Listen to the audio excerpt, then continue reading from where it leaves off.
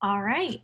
Well, we're going to get started. It is 2:30, so we'll be mindful of time and get going here. My name is Lauren Ivanovich. I'm one of the technical assistance specialists here with the Florida PBIS project, and my co-presenter is also with us. Hi, this is Kat Rollerson. More from Charlotte. Well, welcome. Okay. Thank you very much. Welcome again to your TA chat for this afternoon, building effective Tier 3 PBIS systems. So you're going to hear from both Kat and I for the next little bit of time. There will be some audience participation, and we will give you some hopefully good real-world examples from districts that we've worked with around building an effective Tier 3 system. So here are our objectives for today. We want to think about helping you to identify critical considerations. We've really worked to revamp our Tier 3 process, and we're going to give you kind of an bird's eye overview of what that looks like and how it might be helpful in your district, in your professional areas. So our second objective is to match resources. We always want to talk about our resources to our goals of improvement and how can we get there. And then, as I said before, I'll provide you with some case examples. Kat, anything I missed? Nope, you covered it. Excellent job. Oh, thank you very much. All right. So before we get started, in the chat box, if you have some things to think you want to add here, but in your own Tier 3 system, we want you to think about, does your district, one, experience issues with barriers providing effective Tier 3? Or does your district ensure that all students who need Tier 3 supports receive them? Does your district develop and effectively implement quality FBAs and BIPs? And does your district use Tier 3, T3, data to make decisions? So give us some feedback, if you would, in the chat box. If it's easier for you, you can say the number 1, 2, 3, or 4. Give us an example, all, none. We'll give a couple minutes to see who's responding.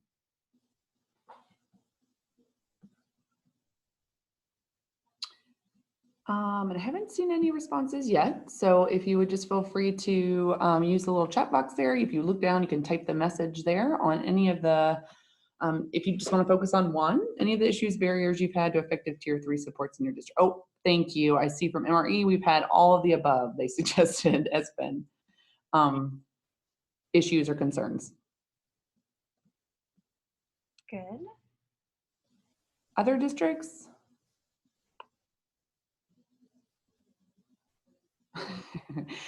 We have another all of the above. So I'm sensing a trend here. Oh, thank you so much for all the M. Stevens coming in. We work well with academic. Oh, that is very common, but we seem to go more punitive when addressing and correcting behavior. Another one, thank you, that we need to work on all areas. FBAs, BIPs are a huge issue. Okay. I'd like to say that we will just, solve all of these problems for you today. However, we're going to hope to give you a little bit of an overview of how we might be able to work towards those areas. All right. We getting any other responses, or do we want to move on? That's it. Okay. We appreciate those of you who gave us some thoughts. Thank you for typing those in. So we know that these can be some areas of concern within our Tier 3 systems. They're hard, right? Tier 3 systems can be really difficult to do, especially effectively with quality, effective supports. So we want to talk a little bit about all of these areas. We're going to focus, most of what we talk about, actually all of what we talk about, comes from this blueprint for Tier 3 implementation. The link is there for you on the bottom.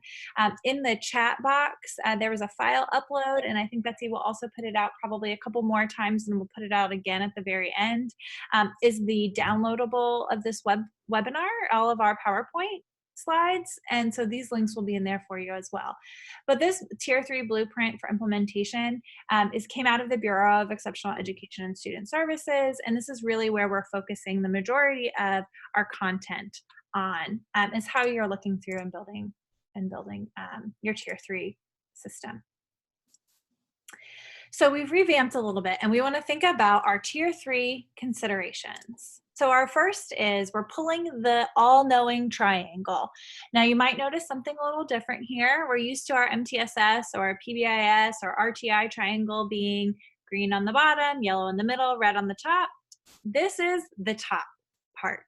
So we have pulled just that top 3 to 5% of your students receiving tier 3 supports.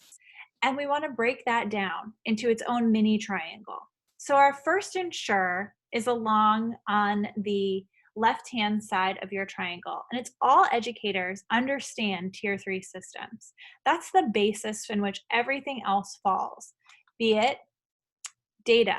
Do you have a process for or a database for progress monitoring, making decisions, and evaluating tier 3? Do you have a unified process? This is where we get into that FBAs and BIPs. Do you need a clear unified process for identifying students in need of tier 3 supports and providing those support and processes? Or is it the professional development? Do you need to provide professional development on tier 3 or just promote the access to the current professional development that's available? So we're going to go in depth on these various insurers for you in just a couple of slides, but we want to give you the overarching picture here.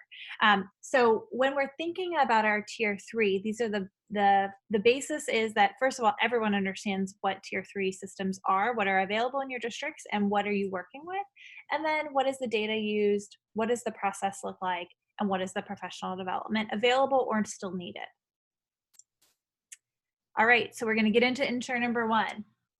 And as we're going through, we are going to give you, like I said earlier, some case study examples, but as questions come up, please put them in the chat box and we will try to get to them as we can as well.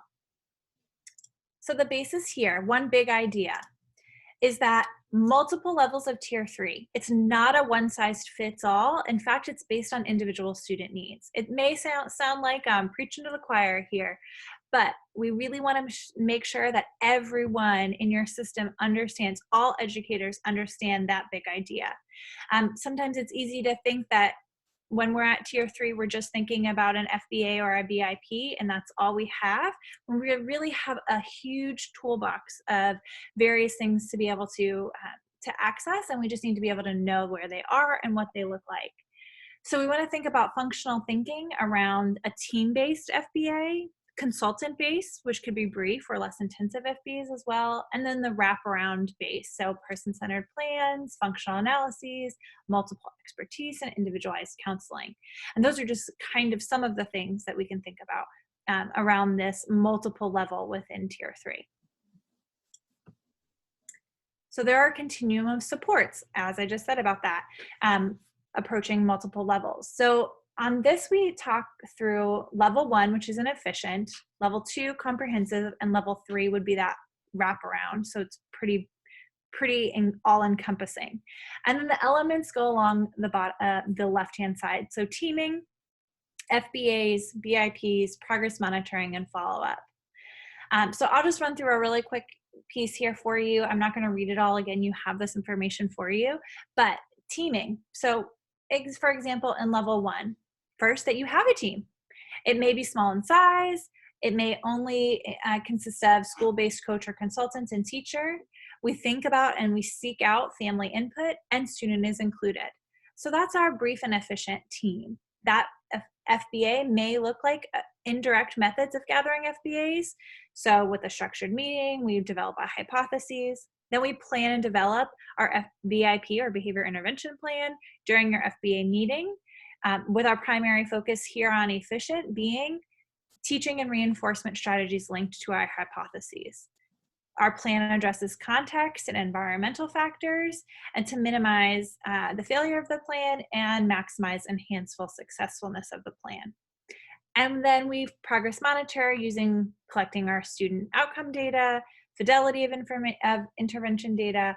We follow up with a specific time frame, for example, 3 to 5 weeks to review, and then we have a decision-making structure. So that's our level 1, kind of where we're thinking it's efficient. And we move up in intensity from there to level 2 and level 3, as you can see here.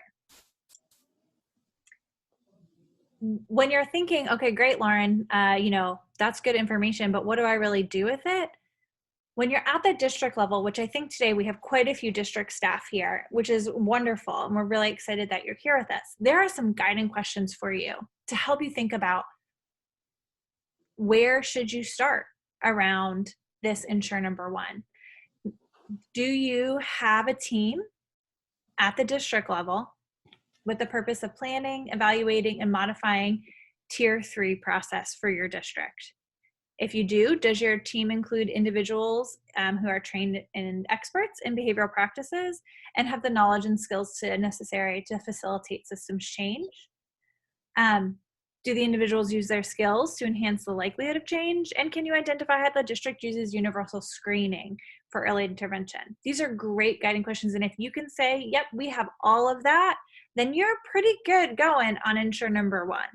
And we'll give you a little bit more to think about here in a minute. If you're at the school level, which I think we might have 1 or 2 friends joining us from the school level, we're thinking about similar questions. Do you have a team? Does the team include those necessary individuals with knowledge and skills? And do you have that universal screener for early identification of students at risk? Skip through a lot there. All right, now the boring part is over, and you get to hear the case examples from Kat on what all I just said. What does it mean in reality? Thanks, Lauren. Lauren was very sweet and gave me the fun part today of our chat. So I know, especially those of you who are district leaders and our school-based leaders, sometimes when we talk about best practice, like Lauren just reviewed through, that's part of our blueprint. It's very well known what would be the best way to approach a tier 3 system. It helps to kind of see what steps some districts are taking. So I'm going to just pull out throughout the chat a couple examples of districts in Florida working on this. And one is Duval County, who's represented here. And I think one of them is on the call today, who's actually a part of this collaborative work group. And the reason I pulled this out is in terms of building understanding, that was our first ensure. Right at the top, you see their approach has been a collaborative work group, and that's super important because they've involved all those areas of expertise that Lauren was just talking about. Duval County is a super large district. That's not your official category. They're very large, but they are a big district.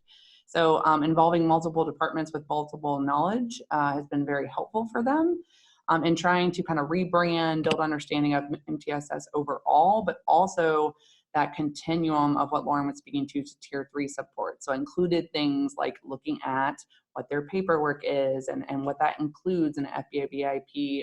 Is it accessible to general education as well as exceptional student education?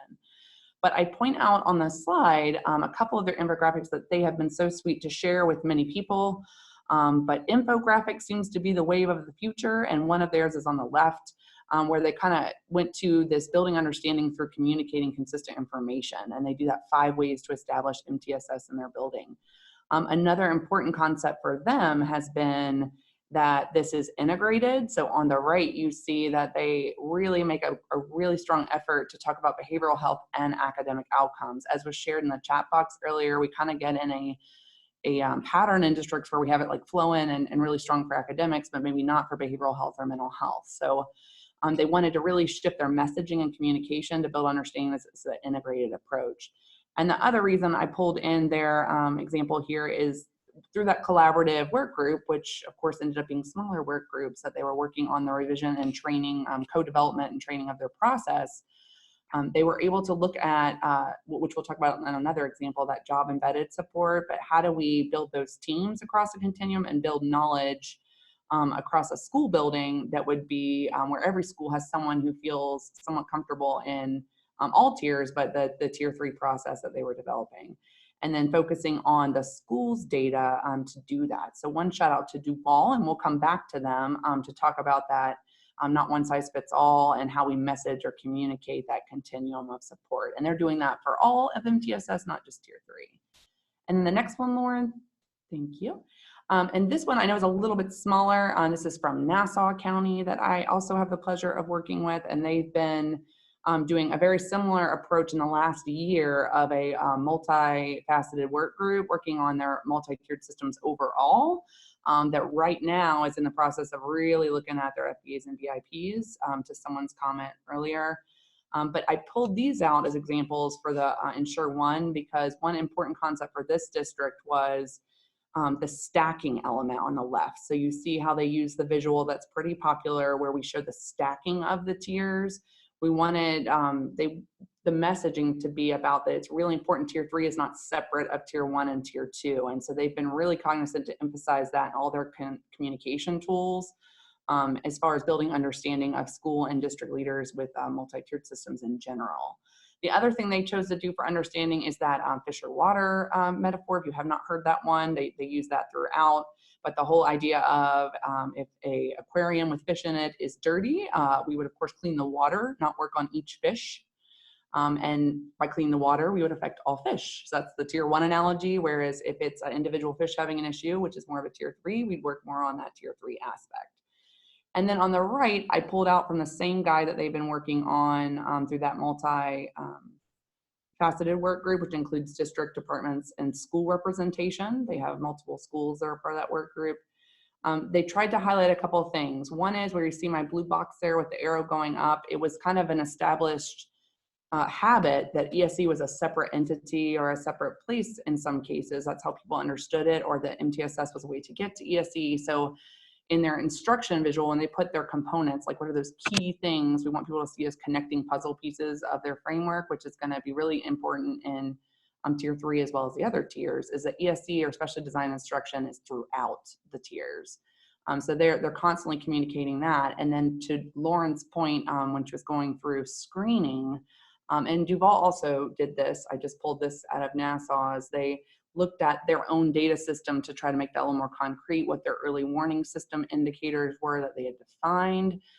So that could serve as a tier 1 screening measure of how healthy we are, but also helps identify students who might need tier 2 and tier 3 supports as a screener tool where we gather more information for those students at tier 3. And then last but not least, themes of teams. You'll see that all over these examples. Teaming of, we don't want, like PBIS is a foundational instructional piece. They wanted to highlight those elements so that we did get more of an integrated understanding of academic and behavior, because they had a lot of understanding, and you'll even see like they got really concrete on some of their academic minutes, but they wanted to make sure they were conceptualizing both behavior and academics. And then at the bottom, my favorite, the parent engagement piece is across tiers, and wanted to emphasize that. So it's just an example of 2 districts who've been working really hard on building understanding of not just tier 3, but other tiers, and perfecting their system as they go. Those of you doing this on the call, it's not easy work, so kudos to both of those, and just wanted to pull them out as examples.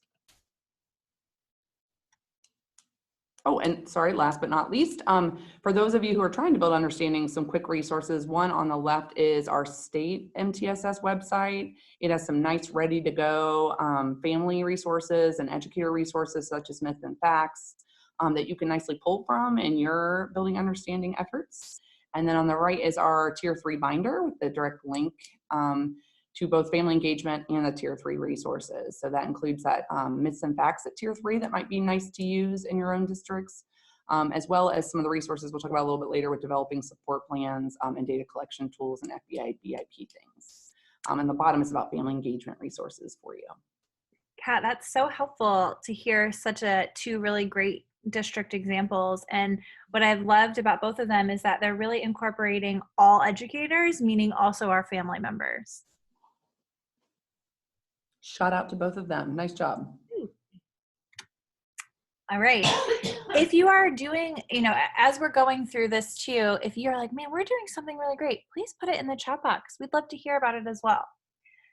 So we're moving on to talking about Ensure number 2 and 3. This is where we're talking about knowledge, skills, and our effective PD. So we're building off of the Ensure number 1 that everyone knows what tier 3 systems are.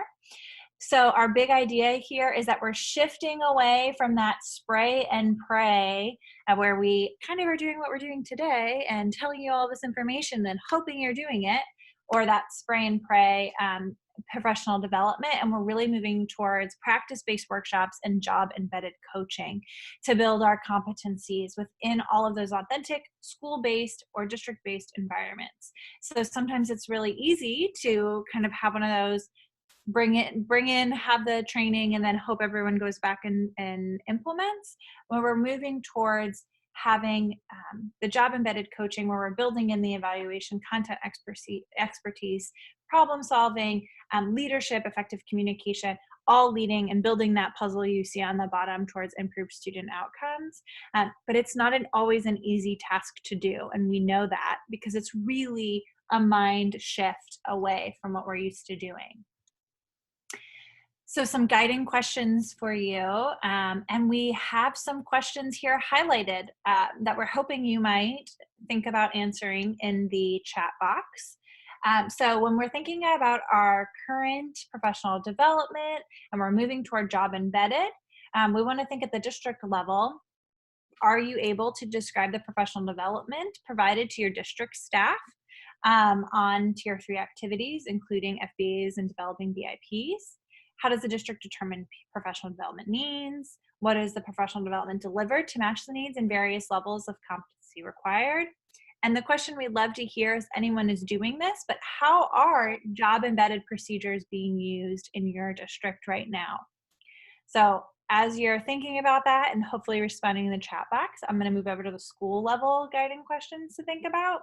So once we have those, professional development usually typically comes from our district. Sometimes it does come from our school-based folks as well.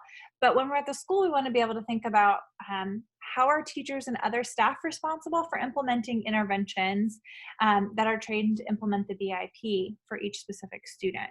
So if you might be able to answer either of those questions in the chat box, I'll give you a couple minutes, see if anyone can give us some examples.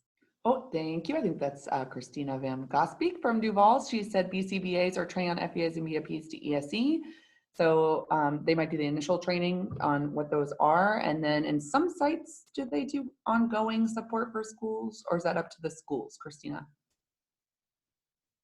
Oh, and sorry, we're getting another response. If she can respond back to that one. Thank you. It's up to the schools. So after they train the schools, the schools maintain their facilitators to support their staff. And then we had another one say our district leadership MTSS team recently divided schools and they're visiting their MTSS meeting to see what's happening.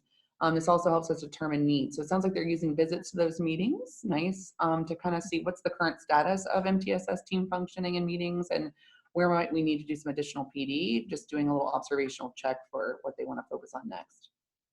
Yeah, and that's a great place to start within your MTSS team too. That's nice. Thank you both for sharing. Thanks, guys, for sharing those thoughts.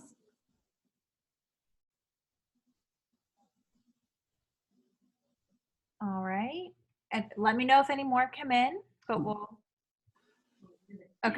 move on to talk a little bit about the examples. But one thing I do want to highlight here that I think sometimes we don't always think about is we may have great professional development, but who's it available to? So we just want to remember to think about that here as well. You know, you're talking in some two really great examples that are we aligning to that professional development to everyone as well? Oh, and we just got one more that they survey schools regarding MTSS process. So they do like a needs assessment, sounds like through survey. Cool.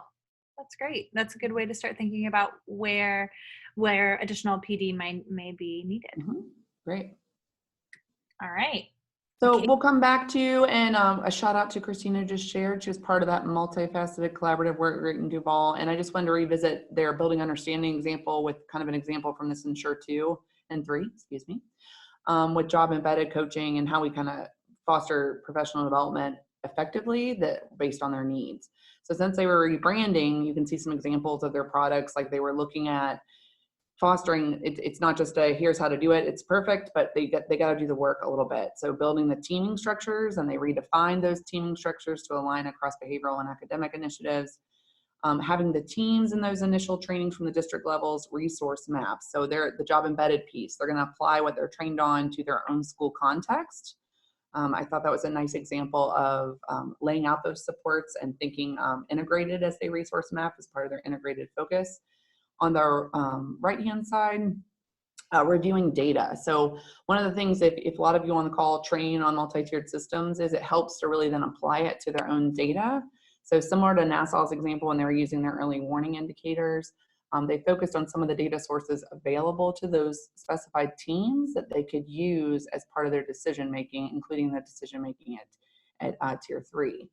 And then the job embedded piece, that it sounds like we were just giving some examples of also in terms of survey and observations, since they were doing a kind of universal rollout training, looking at what ongoing needs look like and building capacity of schools to do job embedded training. So a problem solving facilitator was trained along with others. Some schools, it sounded like when they had relayed that, might have trained more than one. Then that staff that's trained from the school, so like a train the trainer goes back and trains their schools to practice and develop what they've been taught. And then they set up an ongoing way to provide that support through Microsoft Teams.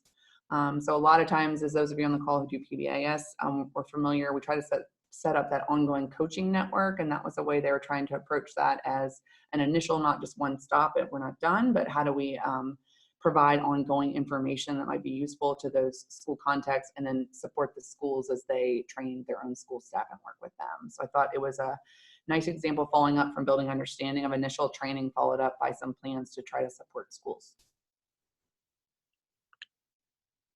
And then I also, in our Live Binder resource, so this is from Escambia County, and it's in our Live Binder already for you.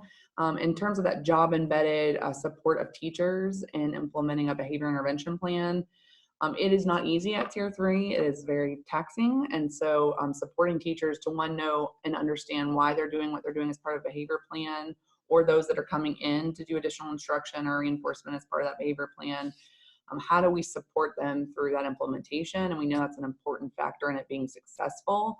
So I'll revisit that a little bit when we talk about FBAs and BIPs. I know one of you mentioned that's an area you're working on, but I just wanted to reference, this is a document that they created in that district that we had put on our website that gave some nice just overall communication about the strategies that might be used within an FBA and a BIP.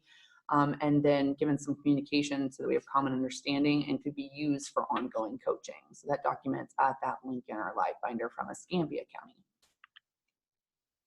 And just in this section with, as Lauren was kind of talking about the difference between our very common spray and pray versus trying to support it to be really effective, we coach our districts as we would suggest to you to always think about if it's going to be PD related, like we were just talking through with Duval's a nice example, to not think of it as one-stop shop, but always thinking of it as, if we're going to do training, what's the hope and intended outcome? Who is the most targeted audience? So if it's going to be a cohort from schools, or out of the example where they were offering, we survey our schools, it sounds like you're going to have a really specific focus there. Who's that audience that would benefit most, and who should be trained, and then who's essential that they've included in that. So we've been talking a lot about comprehensive teaming and that continuum of teaming, really being considerate of who should be included in that. Now, my small and rurals, if you're on here, Deanne, I saw you from Baker, you're a little bit smaller. So it's usually one of you doing about 5 jobs, but still thinking is everyone included that needs to be included is a nice thought with that. So just some guiding questions to think about with any PD that you are currently doing in your districts. And as far as PD, we also talked a little bit about this, well, Lauren did, about the continuum of Tier 3 supports. We just wanted to highlight for a minute on the level 3, that more intensive part of the continuum, where we're thinking about wraparound supports, and try to highlight, because that is an area not everyone always feels confident or strong that they have resources available to them. So just as an example of teaming here, it's going to include people from all areas of that student's life, outside agencies possibly. We also talk about person-centered planning, which is a form of action planning involved from multiple sides of an issue or a student that would help gear towards that aligned goals based on the student voice and the team that they select as part of person-centered plan to guide wraparound. And that's a support that we offer through the PBIS project. If you are interested more in that for your more intense Tier 3 cases, you could talk with your TA person about that. And then just thinking outside the box, so FBAs and BIPs, as you see progressively, not thinking just of the deficits that we see at that intensive level, but always going strength-based from our mental health field and culture responsive field, that we want to think about strengths aligned with that wraparound approach. So that's why we talk about engaging more, so that we can highlight those strengths along with trying to meet some of the severe deficits we're trying to meet at that time. And I have some links for some strength-based kinds of assessments. If you're curious about that, I'm happy to share those when I hand it back over to Lauren again. But thinking through that. And then we're considering all options. So we're not going just straight to FBA BIP, but as Lauren kind of nicely introduced at the front, that we're going large picture. So with that, would you mind switching for me again, Lauren? I think right behind you. We wanted to provide you some links based on that. So when we're talking about partnering for wraparound in tier 3, some considerations for you.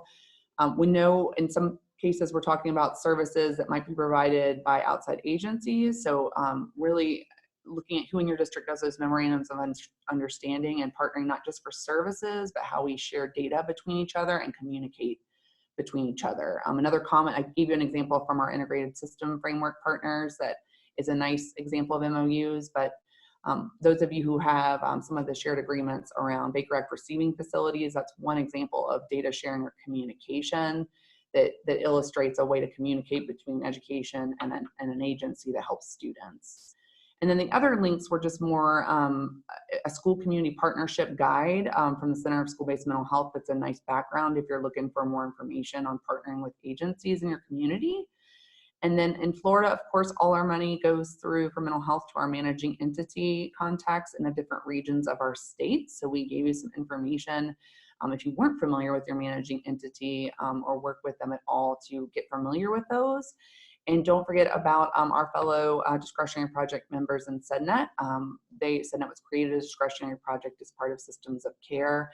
So they often are very fluent on available resources from either the managing entities or other community assistance teams. I mentioned the person-centered planning already. And then the other thing is TA context we've faced a lot in wraparound is the gaps in services or evidence-based intervention. So thinking through if that's an area that your district wants to work in. We referenced one of our resources from Florida Aware around selection of evidence-based interventions, but that's also a place you can contact your TA contact to follow up. All right. Man, Kat, you give such good information. I wish I were you today. Thanks, Lauren. Okay, well, we're back to insurers. So intro number 4, we're moving on in our progression here. We're thinking about our data system. Do we have a sufficient district, first of all, and then also school-based infrastructure around data collection? So our big idea, we have to have data to effectively implement tier 3. So we want to think about that not only just at our multiple levels, so we're thinking about it at the school-based, but at the student, teacher, school, and district across all of our tiers. And one of the screenshot that we have here for you is a resource mapping matrix in which you can see the data that we use across all 3 tiers. And we even have classroom in there as like a tier 1B. It's also green to help you kind of think about that. But these are all of the different types of identification tools, frequency counts, interventions that we use. We look at the data, progress monitoring and outcome tools, and who we might think about it being completed by. But that's a lot of data. And do we have the infrastructure in order to pull all of this data so that we can effectively implement all of our tiers, but especially when we're thinking about our tier 3 pieces as well. So for example, I'll just talk a little bit about here. So when we're thinking about ODRs, office discipline referrals, out of school suspensions, minor influences, attendance, here's where the data across the tiers really impacts tier 3 is what is their response to tier 2 supports? What's their data look like from that? And then we're thinking about how are we progress monitoring when we do put in some sort of intervention or instruction at tier 3. So maybe something like behavior rating scales, and do we have the data to support all of that in our structures? So some guiding questions, and we've combined our district and school here because it's so important that there is that overarching data system. So does your district and school use a data system that can do these things? Identify students needing tier 3 support, provide baseline or pre-intervention data for all students identified needing tier 3 supports. These highlighted in the yellow box here, number 3, 4, and 5, are pretty imperative. So can we provide post-intervention data to see how students are doing after the intervention? Can we track specific problems and those replacement behaviors that we really, really want to see actually showing us that the behaviors have changed. Identify and track specific interventions being implemented, and then go down to drill down to delineate by student in specific schools, grade levels, categories, classrooms, by behavior, and can we provide fidelity of implementation? That's a lot to ask of a data system. So if you have one of those that is like the holy grail of our data systems, please let us know about it. But we're going to give you some examples as well as what, one in particular that can do all of these things for you as well.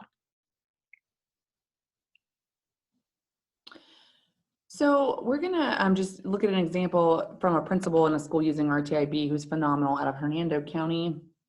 And he uses our RTIB data system. It was built to do all of this, and it is free and available to districts. Some districts choose to build their own data system that does a lot of things for them that ease the use. And if you are doing that, awesome, and it's doing those things for you, that's great.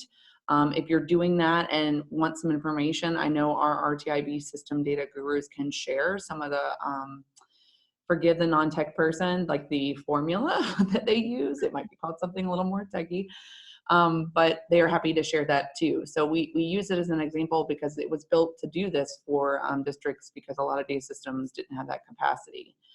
So we just wanted to give an example from them, and you have the link there of a data system that can do all those things that Lauren was speaking to. So this is from the elementary school in Hernando, and this principal is amazing. He did a presentation with me at the forum and does a nice job. So I just want to give him a shout out as a building leader. He had used RTIB at his previous school before he came to this school. And just as an example, this is actually at tier 2, but to the guiding questions that Lauren was saying, it tracks 2 things. So on the left, he's able to see in a particular intervention, so like a social skills group, what performance looks like across the students getting. So of course it's blacked out because we're not going to share student names with you, but you can see individual students there of what their average daily points are looking at if you're using a daily progress report or daily behavior report card, excuse me. So it shows. In real quick here, Kat, because what I love to see about this is we can easily see that there are some students who it's not really working for, right? And we can use that information to inform our tier 3 as well, which is one of the things that's so critical to have. Exactly. And what you can't see because they are covered up with the names is you can also see how long, to Lauren's point, how long students have been in the intervention. So if they are like the little 32.75 down there that we would be a little concerned about, we could also see how long have they been in the intervention. Did they just start or are they been in there a long time, which makes our concern level go up. But to Lauren's point, would help us know how effective this intervention is for all kids, but also who might need more supports or tier 3 supports. And on that note, the other question she had in our ensure guiding questions was around monitoring performance of overall intervention. So on the right-hand side, you'll see in this school, they can look at the interventions that are labeled there and see the overall effective of those. So just like we were doing with students on the left, you can do that as a school on the right at the overall intervention level, excuse me. And then if you will, thank you. Wow, she's like, she knows, good job. As far as now a more tier 3 example to the guiding questions, if this is the same school and they use this system to monitor their tier 2 and their tier 1 that I didn't put in here, but the tier 3 level, it's able to do a couple of things for them. By enrolling the student, they can keep their FBAs and BIPs within the system, but it also, if you look at that box on the top, to the guiding questions, has the very specific behaviors they're looking for in terms of prevention and teaching and reinforcing. And then they're using our behavior rating scale, which is available in our live binder. If you're wondering what that measure is, it's just a frequency count of those defined behaviors. It's in our tier 3 live binder that I referenced for you earlier. But in the guiding questions and that ensure, we're talking about postvention data, like how does it look once that intervention is in place? And I know it's very small, it's almost like an eye test, but one of the goals was 0 occurrences per day. And in this little example, you see they went from 3 occurrences a day to they're pretty consistently at 1 there. And it's been like about that last week of August at 1 still. So is it ever going to get down to that 0 and maybe looking a little bit more at some of the other, because this is one target behavior, they could look at the other target behaviors as well. So it'll allow you to monitor that specific tier 3 behavior, and then of course have those graphs that we like to have for decision making and communication with educators and parents. So that's a little glimpse into what that tier 3 will look like. And again, this principal is phenomenal and does a great job setting up his school and his leadership team, and just chose to use the RTIB system on his own. Now, other districts I know are considering their own systems and how to get them either aligned or paired to do some of this for them. So looking at if you're using existing data systems, how your forms that you use to communicate, and then your graphing, how that can all be in one place. So I know we're highlighting RTIB in one example, but if you're working on that with your own data system, just don't hesitate to reach out to see how maybe this could be helpful in that work. Is that fair, Lauren? Yep, absolutely. All right. And moving on to Ensure 5, we're thinking about how are all of these things, our policies, our procedures, our practices, our professional development, all of that aligned. So when we're thinking about this process of self-assessment, we want to think about, do we have, as a district, this is, yes, we want to think about that as a school, but we really, really want to think our big idea here. Do we have a consistent, effective process and procedure for tier 3 supports across all of our schools? And here's where I alluded to it and said it a little bit earlier, but we're thinking about both general and special or ESC as well. I think we sometimes have a really, really good process and procedures in our ESC departments, and we have great professional development, but we want to make sure that everyone is able to access that, including our general education folks as well. So what is our continuum of supports looking like across FBAs, BIPs, wraparounds? We talked about those various levels within tier 3 as well. And does your district ensure processes and practices are reflected in your manuals, your communication, and then in your data processes as well? Oh, thank you. So just as a quick example, coming back to some of the things we talked about, a lot of districts will have manuals or guides that they're either revising or they already have available. But one piece of communication that we find a lot is flowcharts. People like flowcharts. They walk them through along with some of that supporting text that you saw like in the NASA kind of example. But flowcharts seem to be a nice way to communicate bigger picture. So this one's a little bit busy, but an example pulled from some of our work in FBAs and BIPs and in Rose Ivanhoe's work. But it looks a little more detailed, just an example of communicating the parts of an FBA BIP process. So just to give an example, when a flowchart is going to communicate those steps for folks, especially those folks who are new at implementing this, it kind of walks them through step by step of, if we know an FBA is needed, what's the next step? A lot of districts will link to the specific paperwork they use because that just seems to fit well, even though it's not about the paperwork. It's just like, here's where we document that. But here you can see like they just walk through. So now we're going to conduct the FBA, and we start with that efficient FBA, how long we're going to leave things in place as it progresses down, all the way into how we're going to support that teacher. That was one of the questions up in Ensure 2 and 3. Like number 12 that you see. It's just to check in with that teacher during the first week. And I love that because teachers do need a lot of support when they implement some of these tier 3 plans. So the flow chart is just an example of that communication piece of process, since Lauren was just kind of going through how consistent and well communicated is our process.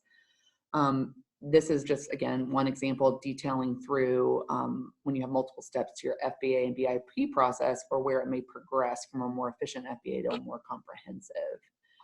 And then she's going to put up another one here for me, but I just wanted to not forget, because it's going to be another one about looking at our data and decision rules.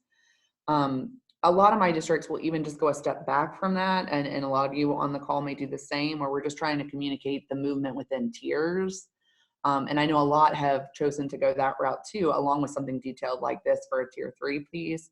But I find that's helpful for communication because they need the kind of global picture of what kind of decisions do I do in tier 1 before I move to tier 2, and then add on our tier 3, for example. Yeah, and you know what, Kat, we do that really well, I think, at tier 1 when we're thinking about discipline, because we often have folks in our tier 1 think about the discipline matrix and flow charts, which we love a good flow chart. So if you've done that, you have some basis to start from there when you're thinking about your behavioral potential discipline. And then using that as a really nice example too, to go through what does that then look like at tier 2 and eventually as well as tier 3. Great reminder. Thank you. And I said that before the other one that she popped up there, which is a little cleaner, but is really focused on, and that I find that's very helpful for multiple schools, like for decision making. Mhm. So this is looking at the PTR process. Again, just to let you know, that acronym IBRST is that progress monitoring scale we mentioned that was in the graph in the last couple slides. But reviewing data there, and along with outcome data, always looking at fidelity data because we know they pair together, and then kind of where we go from that. So it's more about the decision making they make. As Lauren was just saying, we tend to have some really clear decision rules, is the MTSS term for like how we decide the health of tier 1 and before we move to tier 2. This is really given a snapshot of at that tier 3 level when we're implementing a behavior intervention plan, what would that look like? And I know a lot of districts also have a similar type of flow chart where they're looking now at like some of their wraparound supports or their mental health provided supports through district or community staff that kind of outline the decisions that are made there as well when the service is going to be discontinued or continued or intensified. So we just want to give you 2 examples of process and what types of considerations or communication tools might be helpful within there. All right. So thank you for those excellent examples. So when we're still thinking about Ensure 5, we want to think about these questions for district planning. So we want to think about that quality. Why is the quality of most of our FBAs or BIPs poor, for example? And if they are, how can the district enhance the technical adequacy? Some of the examples, that last flowchart that you saw, came from PTR, which is Prevent, Teach, Reinforce, which is one of the things that Rose Ivanon does here with us to work on really focusing on the process. But we also can look at the technical adequacy of those FBAs and BIPs through the TATE, which is an assessment tool. So if you have not done that yet or are interested in that, please contact your TA provider from the project, and we can help to kind of work through that process. What is needed to support the districts in implementing evidence-based processes around tier 3, so not just thinking about FBAs and BIPs. And how can districts ensure that all students needing tier 3 supports are included, not just those students with externalizing behavior issues, which are often the ones that are most clearly seen. But we have a large group of students with those more internalizing behaviors that we want to make sure are also met within our tier 3 supports.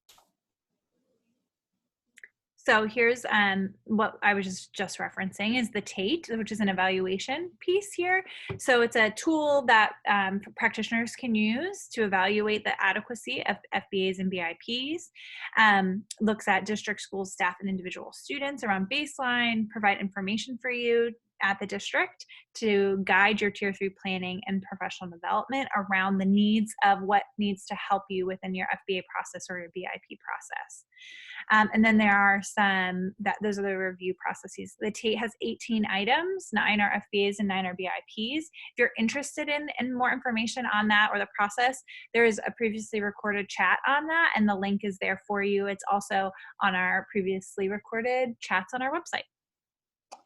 And we didn't include this example, but just to add one that was shared throughout our staff was we have Lee County in the state has been working on capacity of FBAs and BIPs, and as one of the districts mentioned, that's an area you want to work on.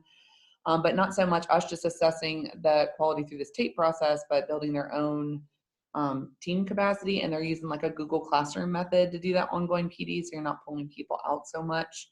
But looking at the process Lauren was describing across a district, and then using a Google Classroom method to build people's skills to make sure we have high qualities in FBAs, BIPs. Just to link a quick example that was going on that they were okay that we shared. Great, thank you for that, Kat. So we know that we have some district challenges. You all have said that, there are many things we're working on around all of these questions we asked you at the beginning. So some collaboration, some clear guidelines can be helpful for you. Do you have guidelines that in your district to implement a results-driven tier 3 system that is practical, efficient, and ready for school application? Do you have the district supports? What are they to ensure sustainability and implementation of evidence-based processes across tier 3, across those multiple levels, student, teacher and class, grade level, school, and your district? And then how does your district train district and school personnel to implement tier 3 practices with fidelity? We know that these are common district challenges, so that we're hoping some of these thought-provoking pieces might help you as you're starting the process for tier 3 or revamping or looking at your tier 3 systems. But we want to offer this caveat here to be patient. Remember that tier 3, it's a systems change.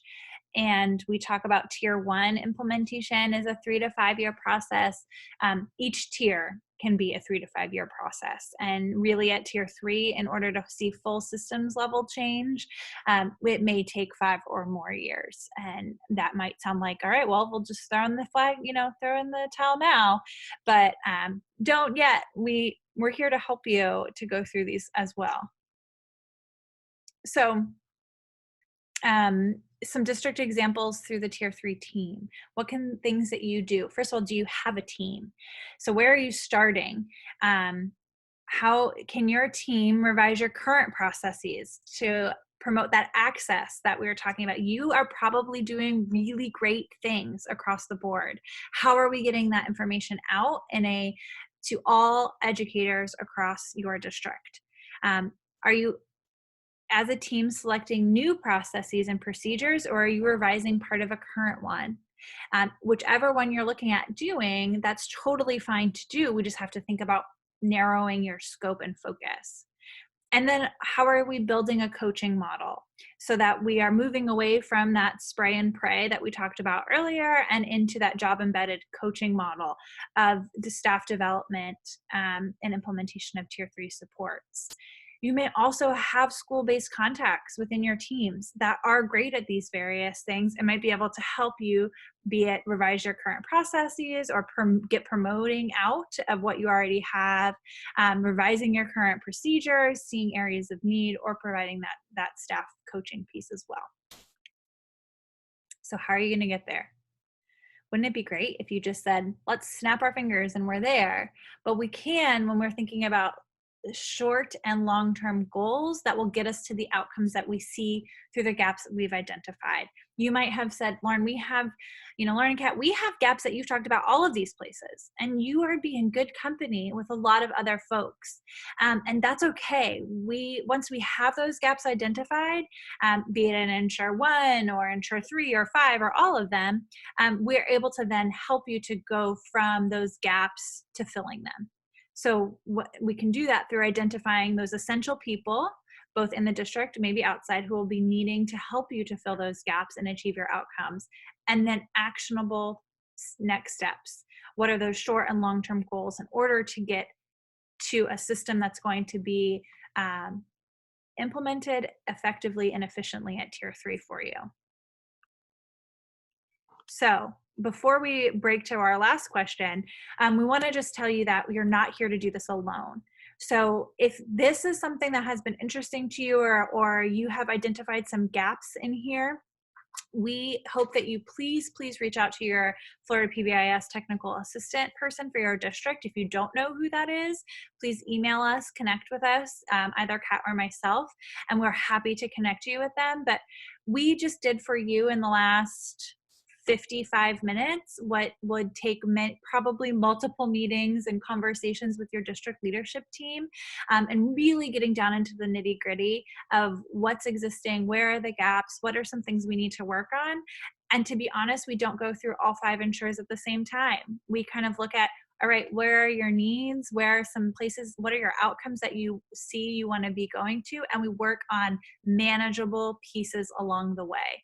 And we're here to help you and provide that support, be it through the TATE or through problem solving or getting you information out of your existing data system.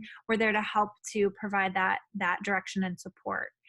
So we hope we're not just saying to you, here's all of the things that we've opened up holes and gaps in your tier 3 system, but we're here to help support and fill those in as well.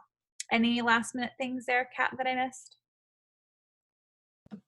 No, sorry, I had a training group leaving, so I was trying to mute myself.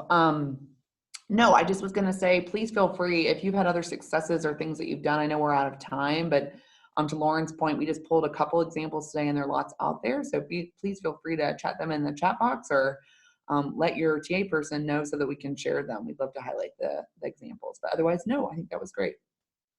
All right, and we do have, before you leave, we have a poll that Betsy's gonna pull up again for us, just some feedback for us for today's.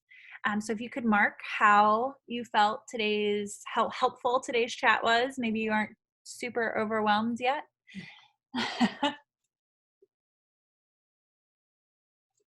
We'll leave that up for just a couple more minutes, seconds maybe.